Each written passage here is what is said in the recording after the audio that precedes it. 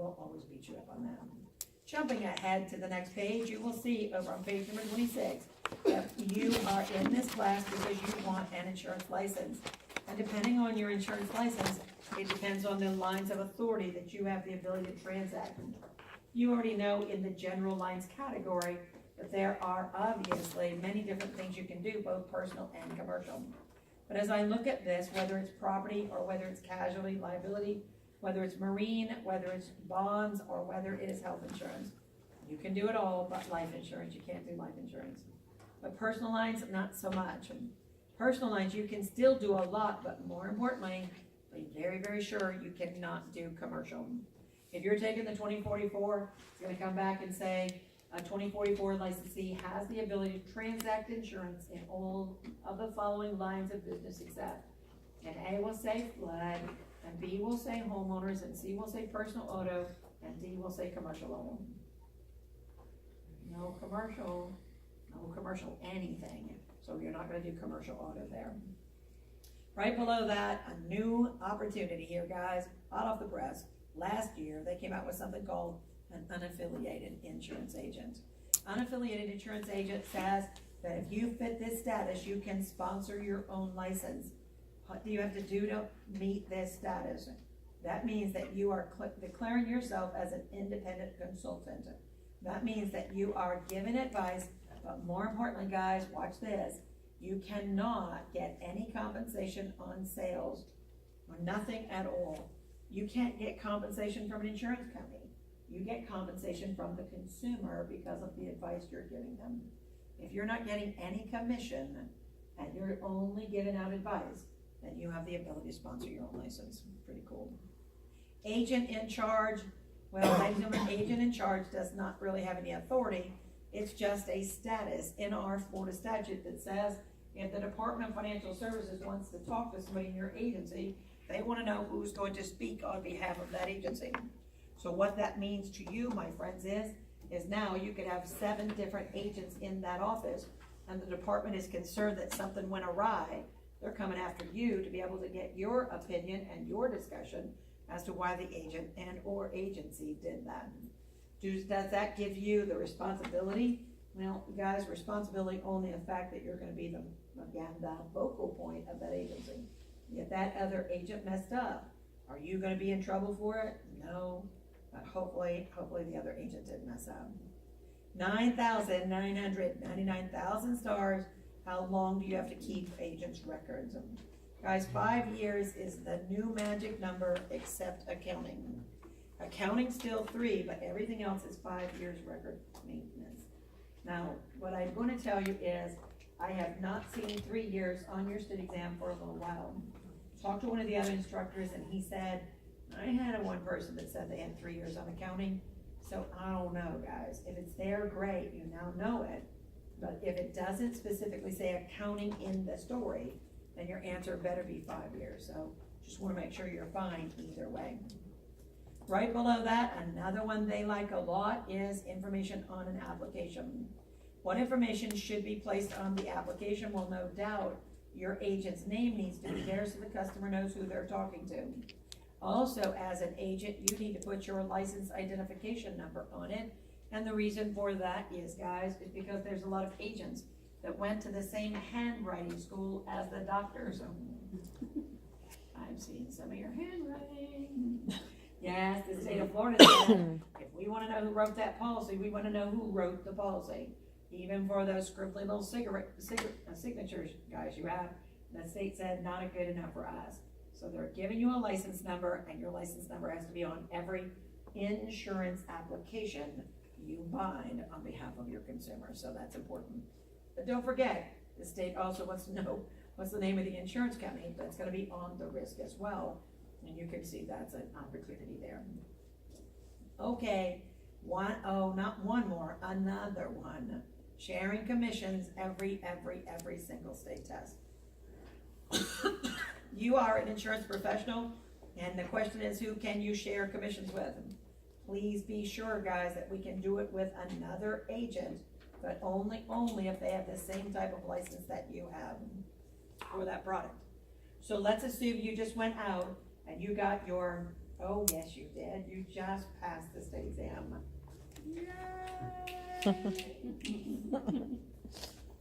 And sure enough, you're a first ever person that you wanna sell a policy to. You've already quoted it up, you're ready to go out and see them, and you thought, hey, darn, if I go out there and they start asking me questions that I don't know, I've gotta get this one. It's like my first policy, but I'm not sure if I can answer all the questions. And you thought, well, maybe if I could get an insurance wizard to go with me and answer some of the questions, that would be really good, because then you could, do the deal and everything. You started thinking, who should I ask? But it didn't take you long to come up with the, you called Dinah Fink the most phenomenal insurance wizard in the world. And you said, Dinah Fink, if you'll go out with me to be able to present this and help answer the questions, I'll share my commission with you. And I said, for 70% of your commission, you bet I'll go. Okay, how about 60? Come on, really, 60.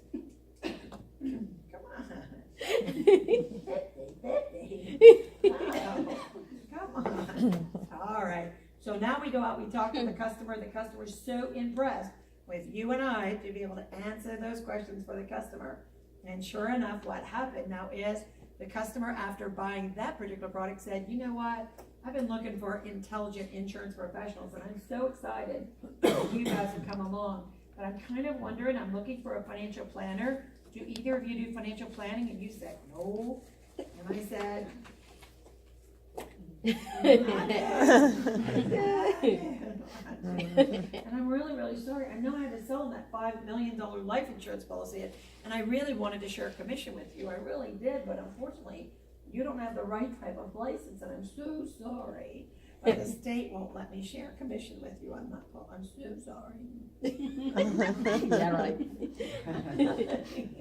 Well, you better take me to a good dinner somewhere. I don't know now, but all right, it's got to be the same type of license. Obviously, the product being sold, guys. That's pretty much what that's saying there. Make sure you know that. All right, next category down. Oh, beat you up. Beat you up. Anytime they say unfair, deceptive, you know they want you to cut up your license if you do any of these. Is that right? Matter of fact, don't even send it to them. Just get your no, you don't even have to. You know what? Just rip it up. Don't even cut it up. Just rip that sucker up, because your license is going away. I would not worry about the dollar amount of the penalties. I can promise you misrepresentation is going to be on your exam. I mentioned to you earlier there's misrepresentation if the client does it, but there's also misrepresentation if the agent does it. We're now in the agent category, and this is the agent messing up.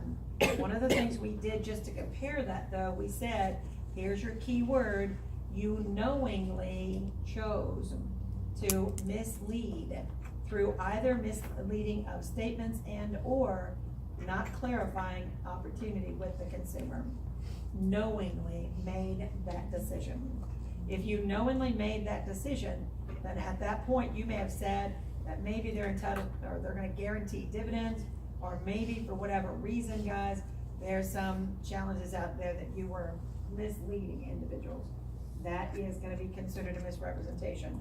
One of the things that I do want to tell you is that there is a question on your state exam about the agent putting down information on an application that the consumer never advised them about, and the information was wrong.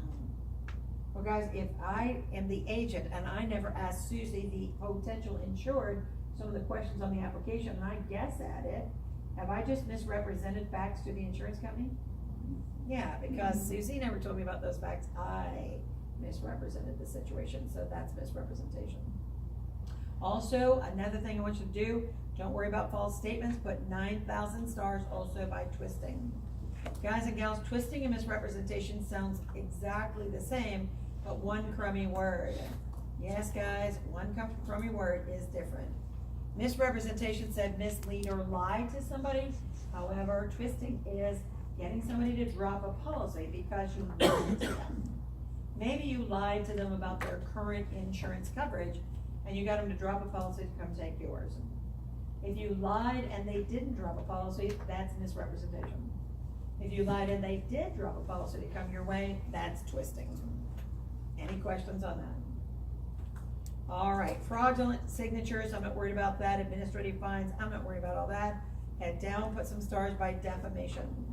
Again, another one they seem to like on the state exam, and when you look at defamation, guys, what you're gonna see right here, it says either oral or written statements, it doesn't matter. Oral or written statements with the intent to injure a person or company about maybe even their products or whatever it is. If you intentionally try to cause harm to someone's reputation, that's defamation. One of the questions on the state exam says this: the agent was misrepresenting facts in an advertising piece about their competitor company. What is this considered? A is gonna say misrepresentation, B is gonna say twisting, C is gonna say concealment, and D is gonna say defamation. Did you see how crazy that, because it kinda sounded like misrepresentation, but because it was to defame their character, then at that point, that's defamation, so that's the difference. Now, interesting, guys, in the past, they did not really care about boycott, coercion, intimidation, but now they think it's important enough for you to know.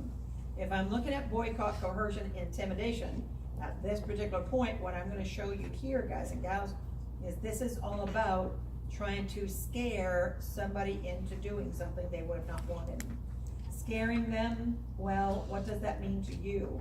Notice down here in the parentheses, your state exam question is gonna say, a bank told someone that the only way they'll get a loan is if they buy the policy from them. What is this considered?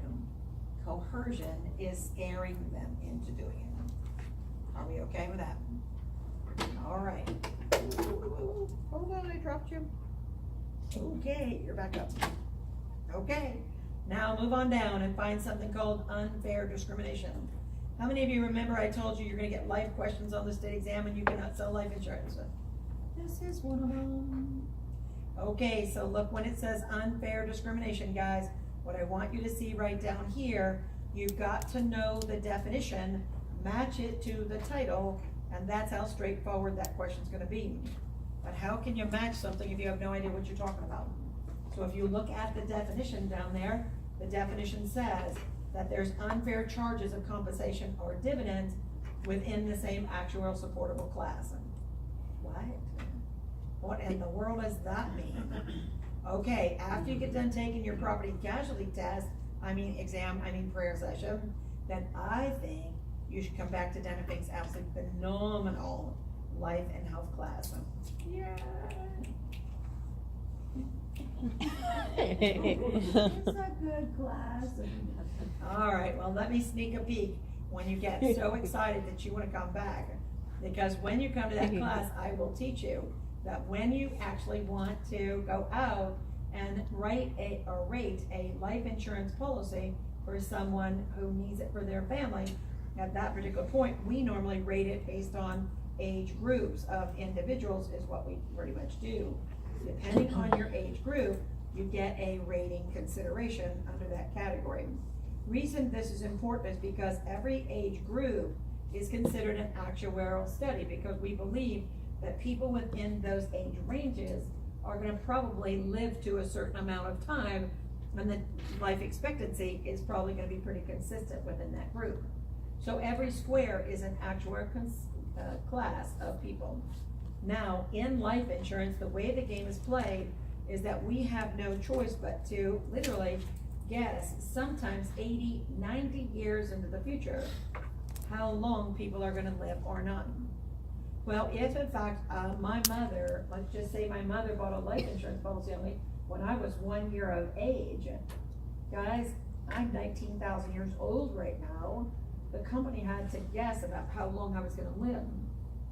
Let's assume that eating McDonald's every day is going to make your life extend a lot longer. Yeah. Those health insurance there. That grease don't go kill y'all, I'm telling y'all that, so why do you care, guys? Because now I know that life expectancy says that I'm supposed to live to age 84.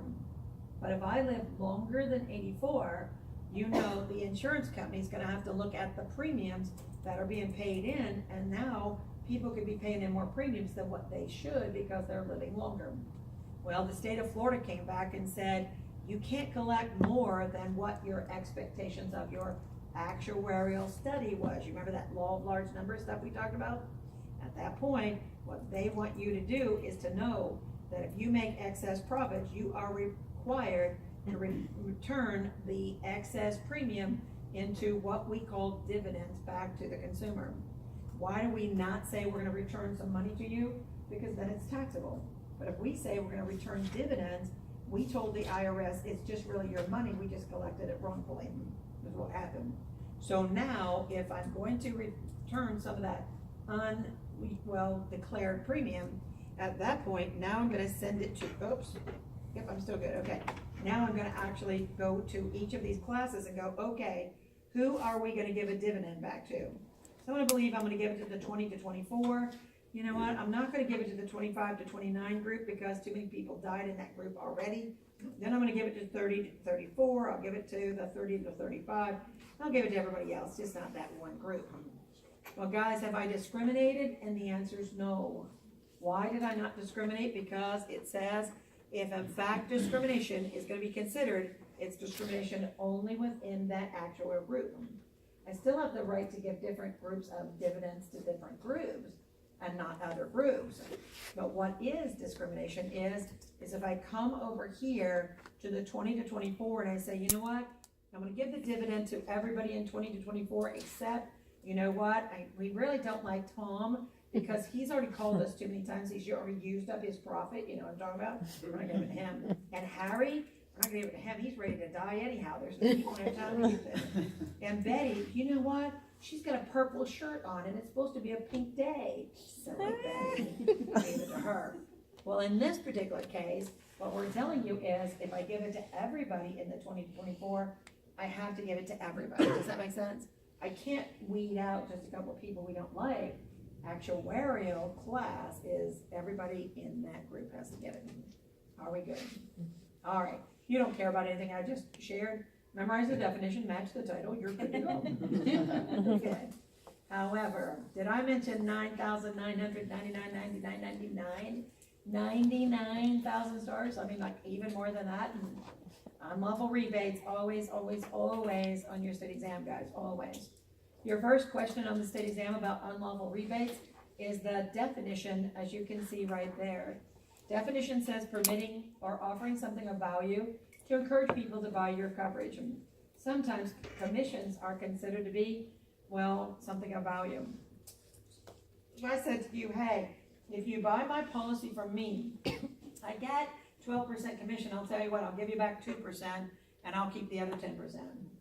Guys, you're not allowed to do it because you just started sharing commission with somebody who doesn't have the same type of license. Does that make sense?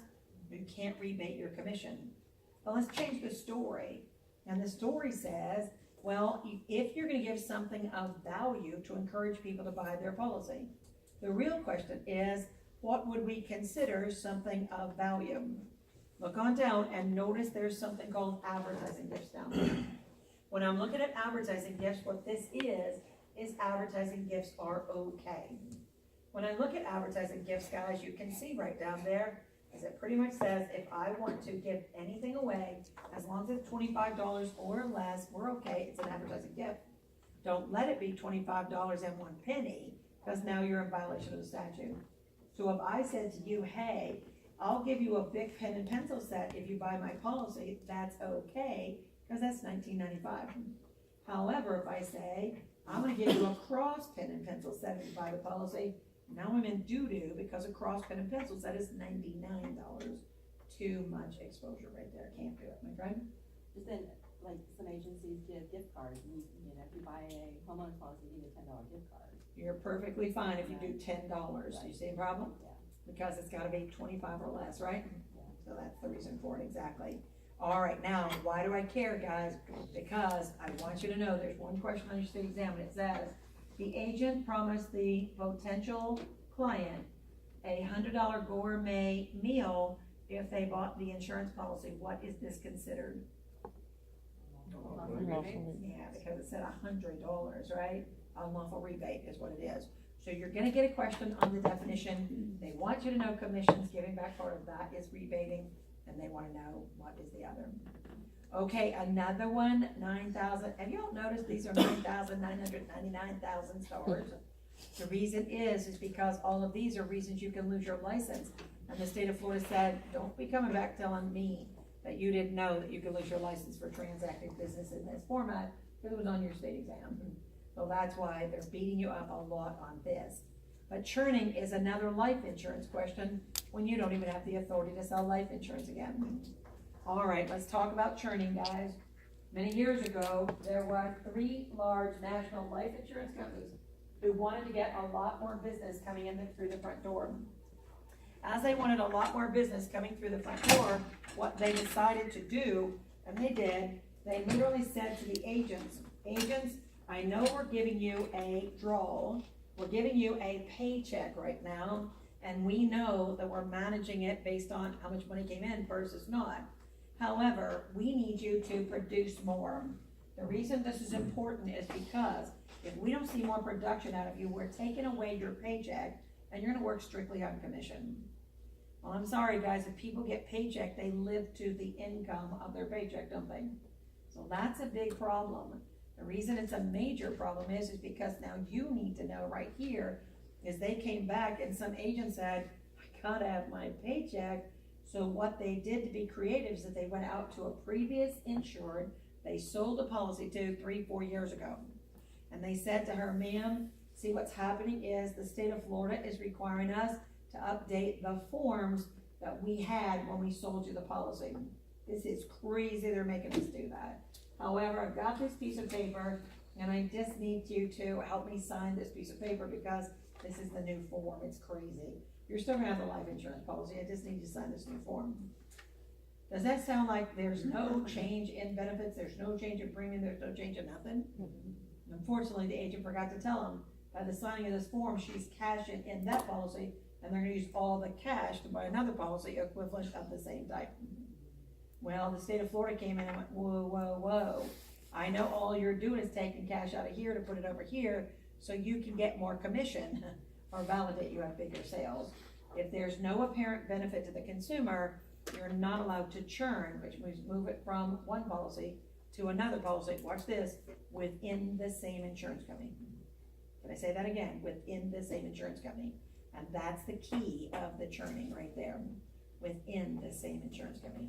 If I take it from ABC and I now sell her XYZ, then that's not considered churning, because now she automatically knows that there's a new company involved and she knows she generated in her policy, right?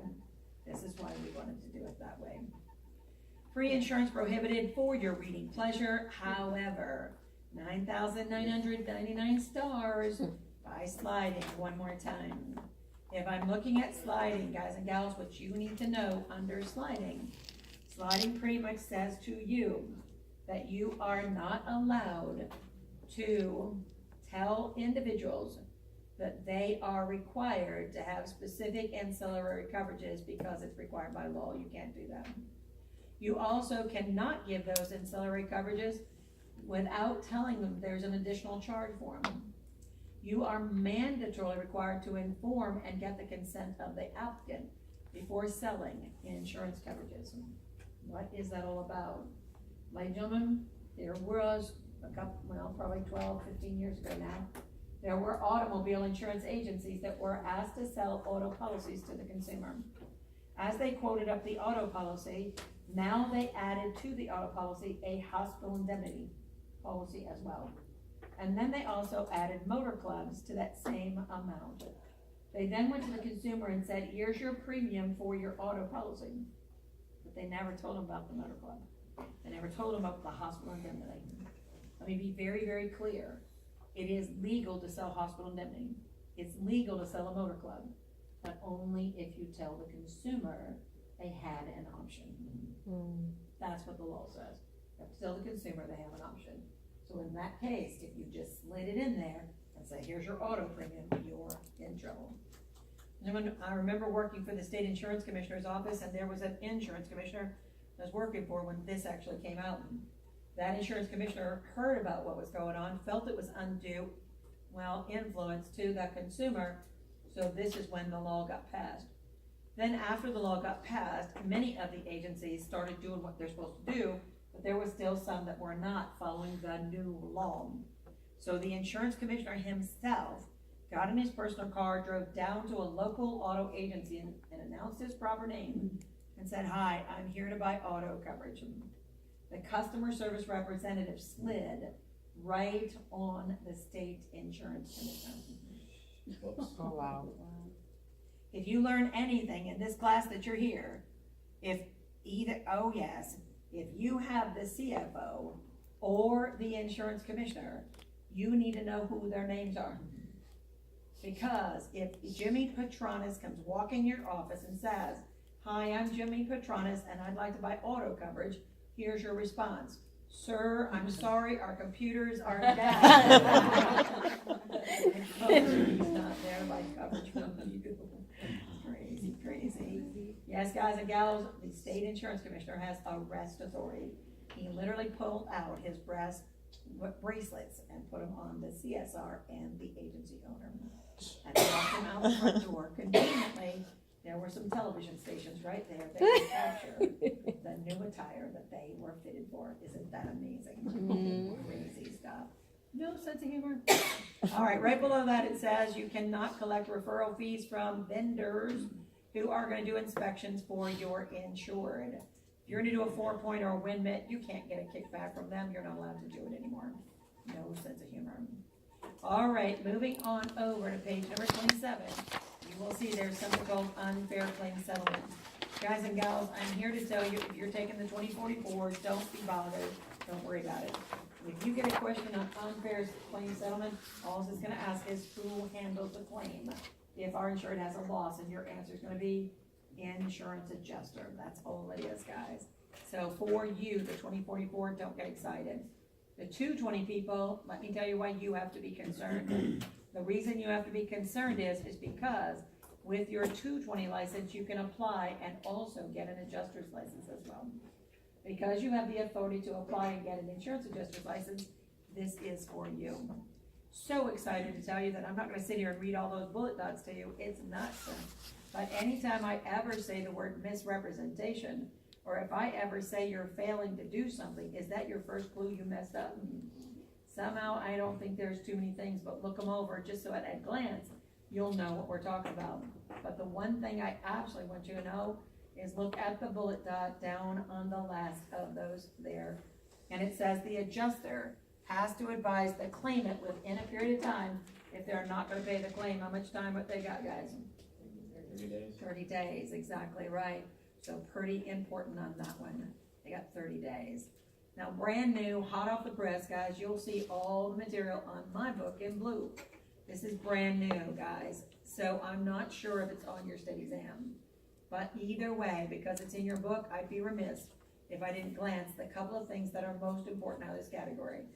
If I was ever doing auto claims, I cannot recommend to the claimant that they have to go to their own company before I'm willing to take care of them.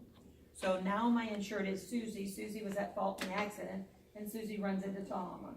What the law says is I cannot require Tom to go under his own policy and tell his company to come back against us. I can't do it. If Tom files a claim, I still have to adjust that particular claim. Also, if I tell the consumer that they have to use a specified repair shop, if that repair shop pulls that car apart, now maybe there's a part that I would have not normally paid for, but now it's been obviously taken out of the car because I told them they had to use our vendor. We have to take care of any part that was in there that they had pulled apart to be able to take care of it. Got to do it. In addition to that, notice the parts must be of the same kind and quality. There's something out there called aftermarket parts. Guys, let me say to you, most people think aftermarket parts are considered to be well-used parts. They are not. An aftermarket part is a new part, it's just not made by the manufacturer. People say, I don't want aftermarket parts. Guys, there's some vendors out there that make better parts than the manufacturer do. Okay, a couple of vendors may not, but hey, most of them do. And the reason that's important is because if we want to put aftermarket parts, we have the authority to do so by Florida statute. The other thing that's interesting, guys, is if your car is a total loss, or if we're paying you for the value of your car, we are mandatorily required to give you the actual cost that it would take to buy another car comparable to yours at this time. So if I happen to have a 2001 Toyota Camry, the book said it died. I know the insurance company has the authority to give $25 and say go put it in the junkyard. Florida law came out just this last legislative session and said, wait a minute, can you go find another 2001 Toyota Camry with the same condition, miles, and et cetera? Then you have to hand that consumer what that car would sell for. Just not one car though. I need 2 specific places showing me why you came up, insurance adjuster, with the dollar amount you're offering that consumer. So if it's available by book value, do book value and a car dealership, we're fine.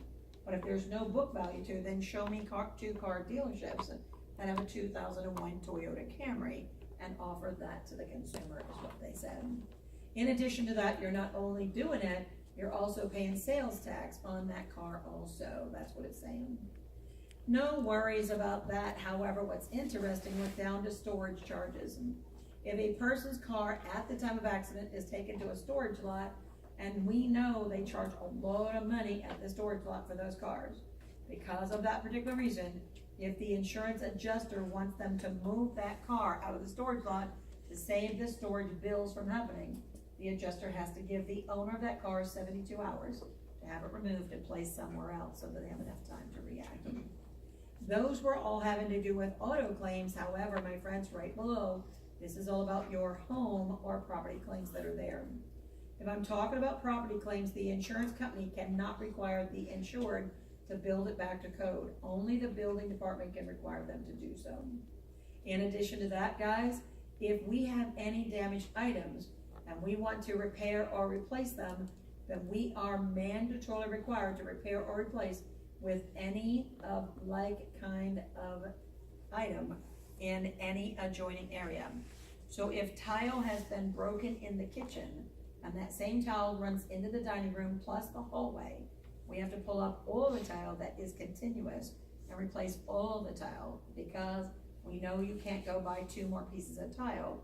Even though it's the same type, the die lot will be different. And people are have the right to be put back in the same position they were. So we have to tear it all up and put it back. Pretty cool. Do you care about anything else? Nah. All right, look down to forced place coverage, guys. This is not anything to do with claims. I'm switching gears on you. When I talk about forced place coverage, you can see right here, it does say that in the event you have an outstanding loan, when you signed the legal papers with the lender, you agreed with the lender that you would always maintain coverage on the structure. Based on that, what we want you to see right here, guys and gals, is that if you don't retain the coverage, that lender has the right to force coverage on you by putting it on the property. And not only will they now pay for it, they'll add that premium to the back of your loan. And now not only will you pay 300% more than what I would have charged you as an agent, now you have to pay interest on that amount they added to the principal of the loan. Yes, guys, maintain your coverage. That's the way to do it. But they have the right to push you to do that.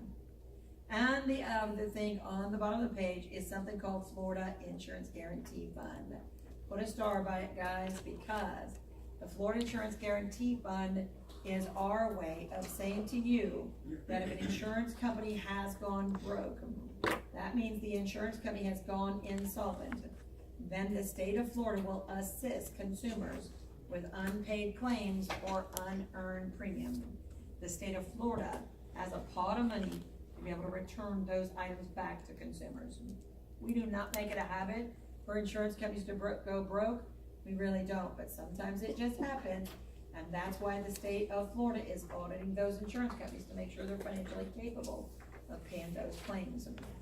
As it is, if I can give you an analogy, you've heard over and over again where there's banks out there that says I'm guaranteed by the FDIC, Federal Insurance Deposit Association. Do you remember all that stuff? If the bank goes broke, you're supposed to have your money protected up to $100,000. Well, guys and gals, in our particular item, this is our FDIC of insurance. Yeah, the Florida Insurance Guarantee Association is where insurance companies contribute money into that pot every year to make sure it's financially solvent. So when a current insurance company goes broke, there's money to be able to help the consumers. That's what it's all about. Do I care about the numbers or any of that? No, it's for your reading pleasure. Ladies and gentlemen, we have done a good job of helping understand what we're looking at. However, what I'd like to do is go ahead and finish this page, and then what we'll do is we'll go ahead and take a break and come back and finish the last couple of pages. Let's do this one before you go. This one is Florida Surplus Line Service Office on page 28, guys. Surplus Line Service Office. Why is this important for you? How many of you guys remember me telling you that these are insurance companies that are writing hard to place risk? Do you remember that? And I kind of almost said some of those companies are international. Did I say that? Lloyd's of London, international. Lloyd's of London is the one who wrote the policy on J-Lo.